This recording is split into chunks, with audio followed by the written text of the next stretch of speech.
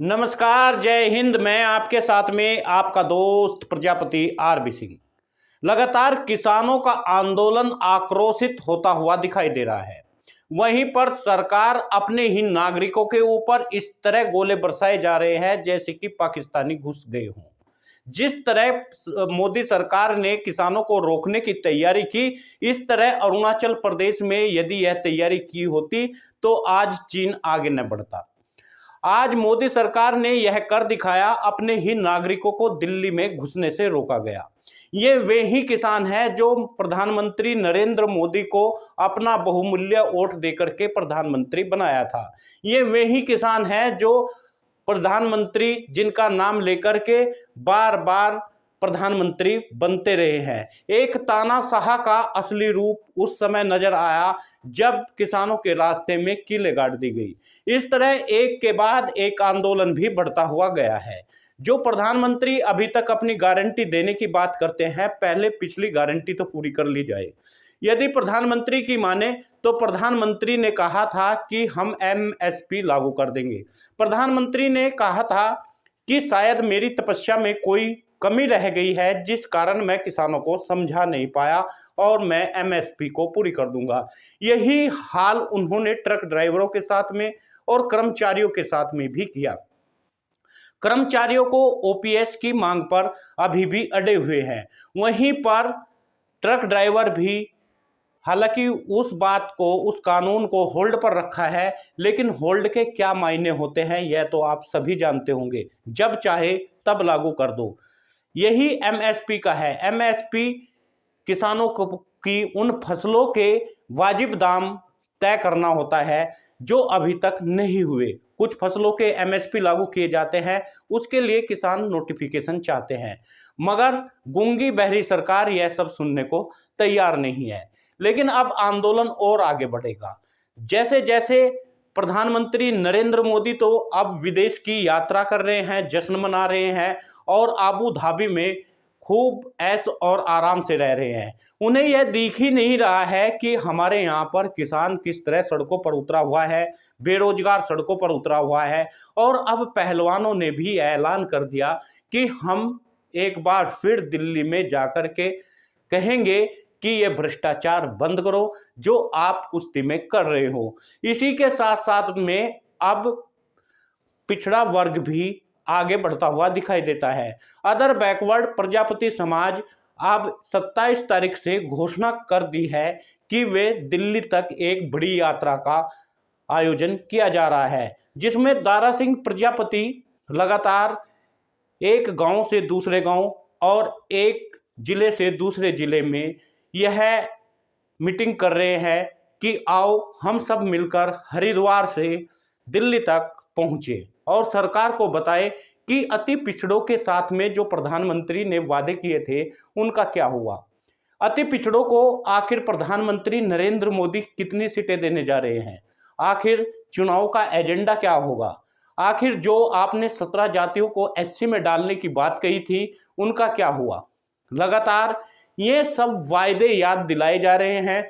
चुनाव अब होने हैं लोकसभा के और ऐसे में एक के बाद एक आंदोलन हो गया है।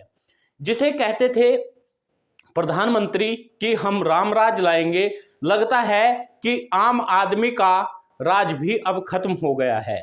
मैं दिल्ली की उन जगह की बात कर रहा हूं जहां पर गोदी मीडिया लगातार आपको टीवी चैनलों के माध्यम से बता रही है कि किसान किस तरह ड्रोन को गिरा रहे हैं। किसान के ऊपर या आम नागरिक के ऊपर ड्रोन से बमबारी की जाए, ड्रोन से आंसू गैस के गोले छोड़े जाए और किसान उन्हें रोके भी नहीं। ये कैसी बेतुकी बात है।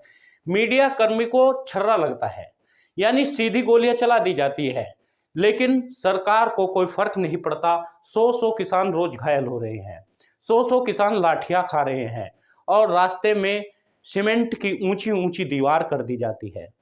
इससे भयावह स्थिति और क्या हो सकती है। कटीले तार लगा दिए जाते हैं, रास्तों में कीलें गाड़ दी जाती है।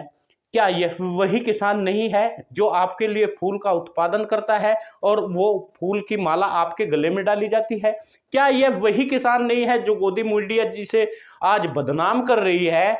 वही किसान जो अन्न पैदा करता है और उस अन्न को हम खाते हैं और खाने के बाद में फिर ये तमाम बातें करते हैं, डिबेट करते हैं।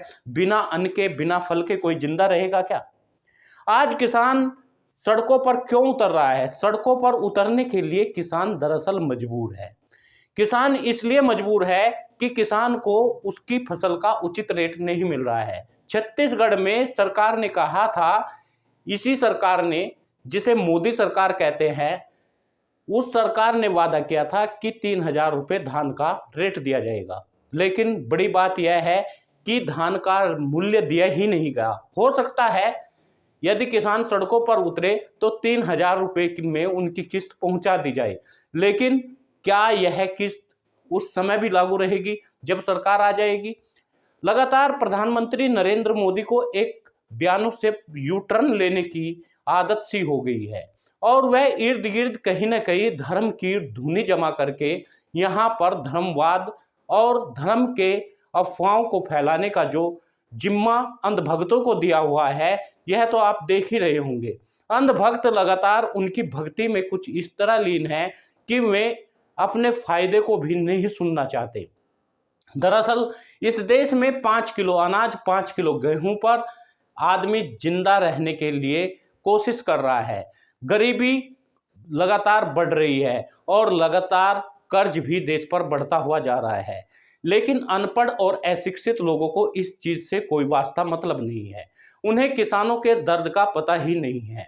वे तो केवल छोटी मोटी नौकरी करते हैं, ठेली रेडी लगाते हैं, या फिर रिटायर्ड वे कर्मचारी हैं जिन्हें फोकट में पेंशन मिल रही है। उन कर्मचारियों को भी पूछ लेना चाहिए जिन्हें अभी तक उन कर्मचारियों को पेंशन नहीं मिली। कुछ कर्मचारी तो मैंने ऐसे देखे हैं जो कि अभी तक मुफ्त की रोटी खाते हुए आए, जो कांग्रेस सरकार में नौकरी पा गए थे और उन्हें रिटायरमेंट हुआ तो उन्हें पेंशन भी मिलने लगी। अब वे बात करते हैं कि कांग्रेस ने उन्हें क्या दिया।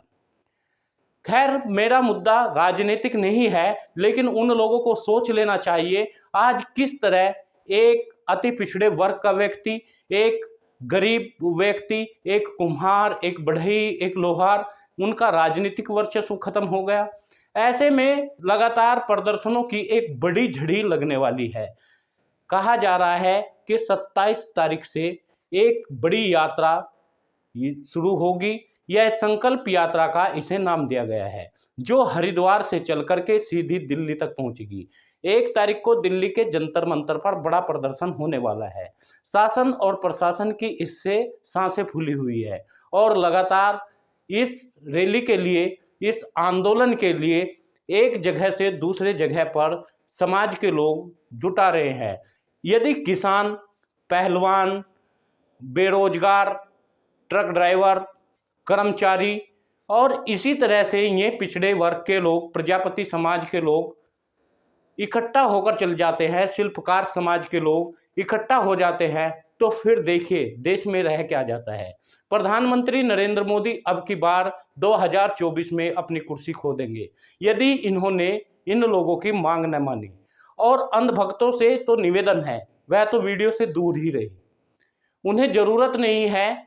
वे तमाम लोगों से मेरी अपील है, जो अंधभक्त है, जो अभी भी नहीं समझ रहे हैं, जो समाज के अहित की बात करते हैं, जो इस देश के अहित की बात करते हैं, जो किसानों के अहित की बात करते हैं, जो शिल्पकारों के अहित की बात करते हैं, जो रिटायर्ड कर्मचारी लगातार जिन्हें बोलने की तमीज तक नहीं होती, वे लोग वीडियो न देखें। वे इससे हमेशा दूर रहे, क्योंकि अब यह तय हो गया है, पूरा देश एकजुट हो गया है और भक्त अब आहें भरने लगे हैं। अब भक्तों के नज़ारे कुछ और ही होते हैं। गोदी मीडिया अब फंसी हुई है। ऐसे ही धीरे धीरे यह कारवां बढ़ता चला जाएगा तो फिर क्या होगा? 2024 के चुनाव में एक बड़ा उलटफेर भी हो सकता है। यह तो आपको देखना होगा, लेकिन फिलहाल मैं आपको बता दूं, भारतीय जनता पार्टी के हाथ से बिहार निकल गया, छत्तीसगढ़ निकलने वाला है, मध्य प्रदेश में भी भले ही उनकी सरकार आ गई हो, लेकिन लोकसभा में बुरा हाल होने वाला है। राजस्थान में भी एंटी कन्वेंसी दिखाई दे रही है और उत्तर प्रदेश में भी जीत इतनी आसान नहीं है। अब यदि इतनी आसान होती तो प्रधानमंत्री नरेंद्र मोदी जयंत के पैर क्यों पकड़ते? अगर जीत इतनी आसान होती तो फिर प्रधानमंत्री नरेंद्र मोदी नीतीश के पैर क्यों पकड़ते?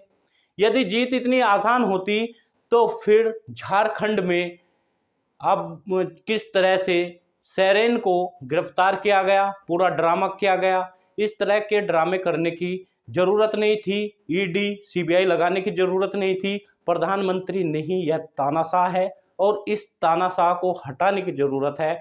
आप हमेशा याद रखिए। सभी मित्रों से निवेदन है, आप वीडियो को शेयर करिए न्यूज़ चैनल पर। यदि आप नए हैं तो सब्सक्राइब कर लीजिए।